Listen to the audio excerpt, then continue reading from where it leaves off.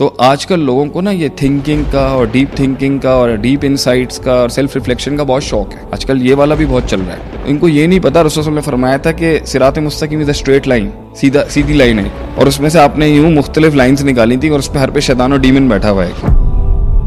तो जो उस्ताद इस तरह की इंटरनल वॉर्स अकीदे की नहीं लड़ा होगा, तो मार्केट के अंदर तो शैतान का, इबलीस का, इन इल्यूमिनाटियों का और इन फ्रीमेसन्स का और इन दज्जाली पार्टियों के फितने तो एकेडमिक फॉर्मेट्स में कहीं भी गुजरे मिल जाएंगे आपको। फिर बेवकूफियों की आइडियोलॉजी भी, जो हक का काम भी बेवकूफियों में कर रहे होंगे, उनकी भी आइडियोलॉजी बहुत मिलेगी।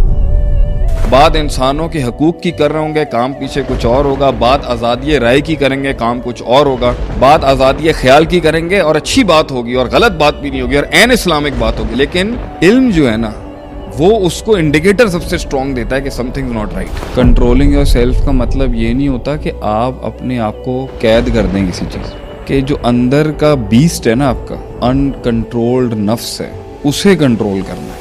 तो self control thus should not be mistaken by self limitation.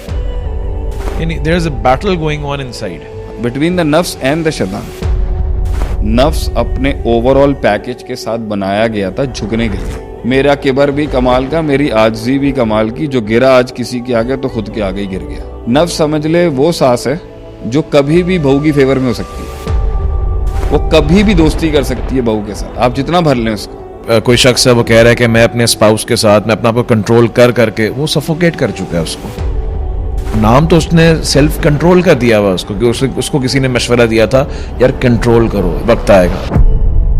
तो किसी की शक्ल और किसी का हुलिया देख के please don't be deceived by it. अगरचे ये एक मैटर करता है कि अगर अंदर नफ्स के अंदर जो चेंज होगा वो शक्ल और जाहिर पे आएगा जरूर। मैंने 5 साल पहले तक सुना था, अब एक नया आ गया भाई। वो कह रहे हैं दज्जाल ही आएगा ना तभी मामले होंगे। अस्तगफिरुल्लाह, इतने मतलब कि ये बातें करना शुरू हो गए हालात की वजह से।